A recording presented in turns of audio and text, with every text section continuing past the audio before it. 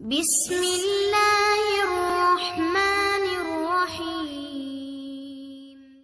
बिस्मिल्लाहिर्रहमानिर्रहीम। अद्दर्सुस्साबिअ, मुरक्कब इज़ाफ़ी। देखिए आज का जो हमारा लेसन है वो हम 7वां सबक अरबी के मौलिम के पहले से का पढ़ रहे हैं और इसका उन्वान है मुरक्कब इज़ाफ़ी।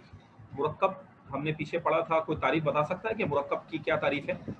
मुरक्कब किसे कहते हैं, बताइए।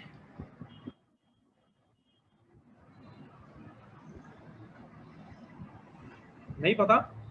मुरक्कब की तारीफ़ अगर याद है तो बता दें। अल्फाज के मजमूए को दो से ज्यादा लफ्ज़।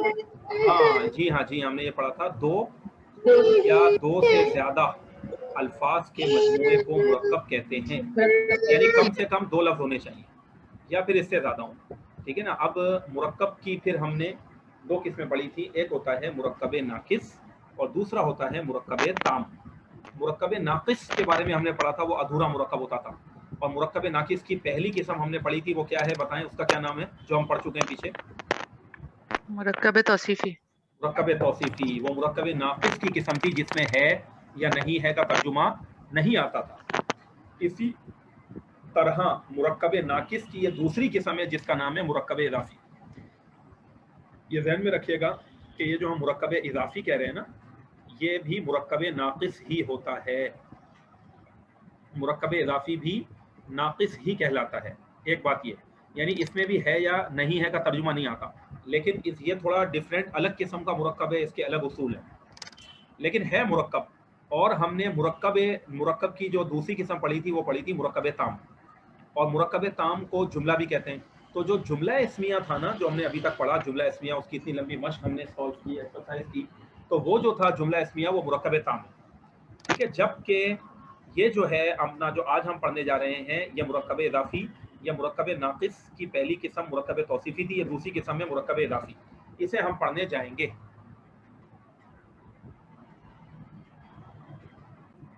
अच्छा, मुरक्कब इज़ाफ़ी का मतलब क्या होता है? इज़ाफ़ी जो है ये इज़ाफ़त के वर्ड से निकला है। ठीक है। इज़ाफ़ी किससे निकला है? इज़ाफ़त के लफ्ज़ से निकला है।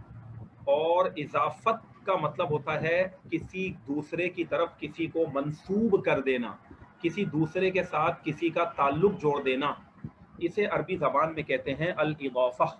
ठीक है ना। तो ये होता है इज़ाफ़त।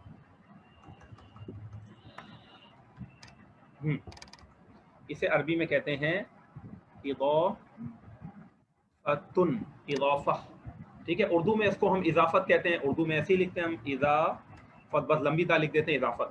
तो इज़ाफ़त का मतलब होता है एक लफ्ज़ को दूसरे के साथ जोड़ना, या एक का दूसरे से जो है वो ताल्लुक़ कायम कर देना। ये तो मैंने आपको अभी सिर्फ इसकी डिटेल बताई कि इज़ाफ़त कैसे किसको है। अच्छा, अब अगर आप लोगों को इसमें मारफा की अक़साम हमने पढ़ी थी, तो उसमें हमने पढ़ा था आखिरी किस्म जो पढ़ी थी, 7वीं किस्म इसमें मारफा की जो है वो क्या थी, कोई बता सकता है? इसमें मारफा की आखिरी किस्म क्या है? मारफा कई किस्म का होता है सर। उसमें था कि अगर किसी की तरफ मुदाफ हो तो वो भी जो है फिर इसमें मारफा बन जाता है। शाबाश, ये लफ्ज़ हमने पढ़ा था मुदाफ का। बिल्कुल सही कहा आपने, मुदाफ का लफ्ज़ पढ़ा था कि ऐसा इसम जो मारफा की तरफ मुदाफ हो जाए यानी मंसूब हो जाए। तो ये थोड़ा सा टच मारफा की किस्म में भी इसका आया था, 7वीं किस्म में। लेकिन जब मैंने आपसे गुजारिश की कि एक इसम का दूसरे के साथ ताल्लुक़ जुड़ जाए, उसको इज़ाफ़त कहते हैं। ठीक है ना।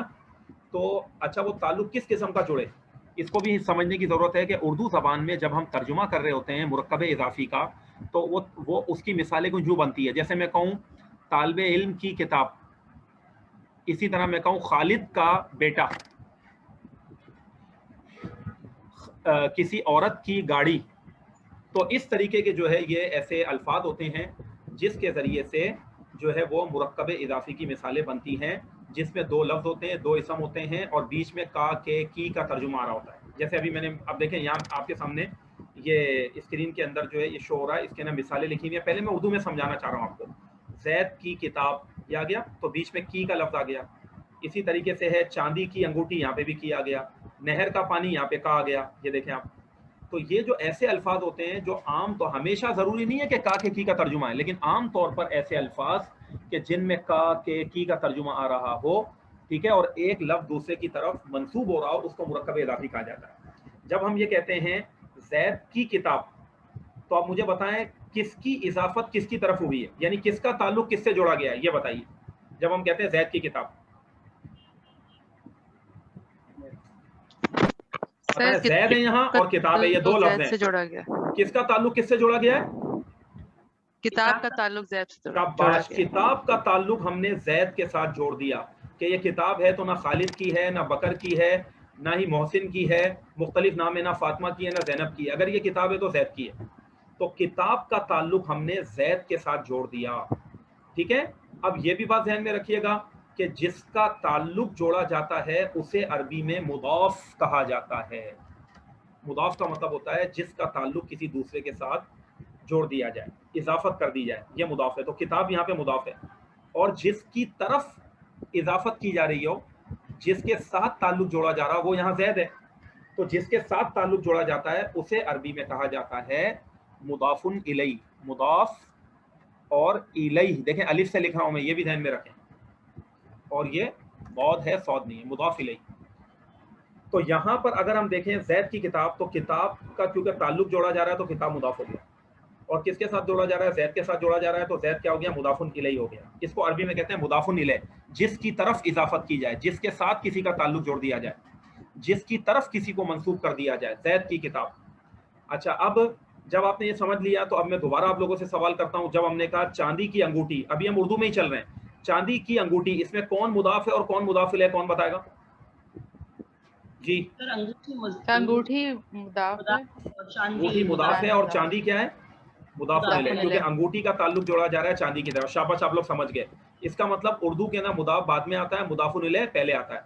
अच्छा, माउन नहरी, नहर का पानी, चले भाई बताएं नहर का पानी, इसके अंदर कौन मुदाफ है, कौन मुदाफ इलैह? सर पानी जो है वो मुदाफ है और नहर जो है वो मुदाफ इलैह है। मुदाफुन इलैह है, क्योंकि पानी का ताल्लुक नहर से जोड़ा जा रहा है, समुंदर का पानी नहीं है, ये नहर का पानी है। तो क्योंकि पानी का ताल्लुक नहर से जोड़ा जा रहा है, तो पानी मुदाफ हो गया, नहर मुदाफ इलैह हो गया। अब ये भी बात आपने समझ ली कि उर्दू के अंदर आप देख रहे हैं कि इन सब मिसालों में मुदाफ बाद में आ रहा है, मुदाफुन इलैह पहले आ रहा है, जबकि अरबी में ऐसा नहीं होता। जब भी इस किस्म के अल्फाज अरबी ज़बान में हमारे सामने आए, उर्दू के जुमले हों और हमें उसकी अरबी बनानी हो, तो फिर हमें इस चीज़ का ख्याल करना होता है। ये बात याद रखिएगा कि ऐसे जुमले, जैद की किताब, एक एरो इस तरह बना दिया करें कि इसकी अरबी हमेशा उल्टी बनती है। ठीक है, पहले एक मुदाफ की अरबी बनेगी, ठीक है ना, फिर उसके बाद जो है वो मुदाफुन इलैह की अरबी बनेगी। एक मिनट ज़रा जी। तो हम यही बात कर रहे थे कि सबसे पहले किसकी अरबी बनेगी? अरबी ज़बान जब हम बनाएंगे तो पहले मुदाफ की बनेगी, फिर उसके बाद मुदाफुन इलैह की बनेगी अरबी। ठीक है ना, उर्दू जुमलों को हम इसकी मतलब उलट करके अरबी बनाएंगे। अब देखें यहाँ लिखा है जैद की किताब, इन्होंने अरबी क्या बनाई है? पढ़ के बता दें जो स्टूडेंट सुन रहे हैं मुझे, इसको कैसे पढ़ा है, इसको पढ़ के बताएं, एराब पढ़ें आप। किताबू ज़ैदिन, किताबू ज़ैदिन। अच्छा, इस मिसाल को देखें, चांदी की अंगूठी, तो अंगूठी बाद में, चांदी पहले उर्दू में। यहाँ देखें अरबी में देखें क्या है, अब आप इसको पढ़ें, अरबी में क्या लिखा हुआ है? खातमु फिद्दा। शाबाश, खातमु फिद्दा, वक़्फ़ करेंगे तो, वरना खातमु फिद्दतिन, सही पढ़ा आपने। खातम असल में अरबी में कहते हैं अंगूठी को, रिंग को, और फिद्दा कहते हैं चांदी को। तो चांदी की अंगूठी आप देख रहे हैं कि उल्टी अरबी बन रही है, पहले अंगूठे की, ये इसकी अंगूठी की बन रही है, फिर उसके बाद चांदी की बन रही है, और ये मुदाफ है। तो मुदाफ अरबी में हमेशा पहले आता है, एक बात ये समझ लीजिएगा, और मुदाफुन इलैह बाद में आता है। इसी तरह नहर का पानी, तो सबसे पहले पानी की अरबी बनाई और फिर नहर की बनाई। माउन नहरी, क्या हो गई अरबी? माउन नहरी, नहर का पानी। ये तो इब्तिदाई तौर पर हमने आपको बातें बताई कि अरबी ज़बान में मुदाफ पहले आता है और मुदाफुन इलैह बाद में आता है। इसमें किसी किस्म की कोई कंफ्यूजन है, कोई सवाल है तो आप कर सकते हैं इस पॉइंट में, जो अभी तक मैंने समझाया आपको। सबको क्लियर हो गई ये बात कि मुदाफ पहले आएगा, मुदाफुन इलैह बाद में आएगा, और मुदाफ क्या होता है, मुदाफुन इलैह क्या होता है? सही में आ रहा है जी सर। अब आपने देखें कुछ चीज़ों को नोट कर लेना है, और बड़े वो अहम पॉइंट है। जब आपने ये बात समझ ली कि कभी भी हमारे सामने अगर लिखा हुआ हो कि जैद की किताब, तो पहले हम किताब की अरबी बनाएंगे, फिर जैद की बनाएंगे। पहले चांदी की अंगूठी, तो पहले हम अंगूठी की बनाएंगे, फिर चांदी की बनाएंगे। इसी तरह नहर का पानी, तो पहले पानी की अरबी बनेगी, फिर नहर की बनेगी। ये एक बात। अब देखें यहाँ पर मजीद ये आगे चलते जा रहे हैं, और अब आपको ये एराब लगाना सिखाएंगे कि एराब किस तरीके पे होते हैं। अब इन्होंने पॉइंट नंबर 2 के अंदर क्या कहा, इन्होंने यहाँ पे यही बात कही है कि दो इस्मों में इस किस्म की निस्बत का नाम इजाफा है। क्या मतलब है इसका? जब आपने ये कहा माउन नहरी, नहर का पानी, तो नहर का पानी जब हमने लफ्ज़ कहा तो पानी के ताल्लुक को नहर के साथ जोड़ दिया हमने कि ये पानी है, तो ये जो है नदी का, नहर का, दरिया का पानी है, समुंदर का नहीं है। तो पानी की निस्बत जो नहर की तरफ की जा रही है, जिसे हम जहन में समझ सकते हैं इस एक रिलेशनशिप को, एक ताल्लुक को, उस ताल्लुक को कहते हैं अल इदाफा या इजाफत। दो इसमों में इस किस्म की निस्बत यानी उस ताल्लुक का नाम, उस रिलेशन का नाम जो है वो इजाफत है। तो हम यूँ कह सकते हैं इसे कि जब हम कहते हैं माउन नहरी, नहर का पानी, ठीक है ना, तो पानी का नहर के साथ जो ताल्लुक है, जो जहन में समझते हैं, वो इजाफत है। इसी तरह जब हमने कहा खातमु फिद्दतिन, चांदी की अंगूठी, ठीक है, तो अंगूठी का चांदी के साथ जो ताल्लुक है इस मिसाल में, उसको कहते हैं इजाफत। किताब ज़ैदिन, के किताब जैद की है, तो किताब का जैद के साथ जो ताल्लुक है, जो हम जहन में समझ सकते हैं, उसको कहते हैं इजाफत। ये पॉइंट नंबर 2 में इन्होंने बात बताई है। मैंने शुरू में भी आपको बताया था इजाफत का माना ताल्लुक जोड़ देना होता है। फिर पॉइंट नंबर 3 में क्या कहते हैं, तवज्जो से सुनने वाली बात है, कह रहे हैं मुरक्कब इजाफी के पहले जुज को, जो इसका पहला पार्ट है, सही ना, उसको मुदाफ कहते हैं और दूसरे को मुदाफुन इलैही कहा जाता है। ये भी बात हमने समझ ली, पहले ही समझा चुका हूं आपको कि मुदाफ क्या होता है, मुदाफ इलैह क्या होता है। मुदाफ का माना लिखा है मंसूब, जिसकी निस्बत कर दी जाए या जिसका ताल्लुक जोड़ दिया जाए, और दूसरे को मुदाफुन इलैही कहते हैं, जिसकी तरफ कोई चीज़ मंसूब हो जाए उसको कहा जाता है। तो ये हमने समझ चुके हैं, ये पॉइंट भी, मुदाफ क्या होता है, मुदाफुन इलैह क्या होता है।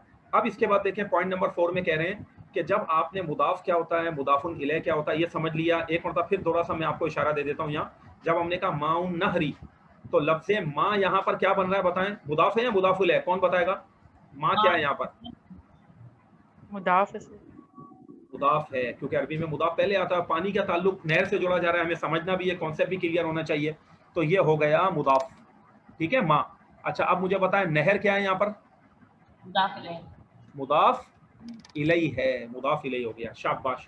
तो ये पहले वाला मुदाफ है, दूसरा मुदाफुन इलैह। अब अरबी ज़बान में मुदाफ की कुछ शराइत हैं, कुछ कंडीशंस हैं, इसी तरह मुदाफुन इलैह की भी कुछ कंडीशंस हैं।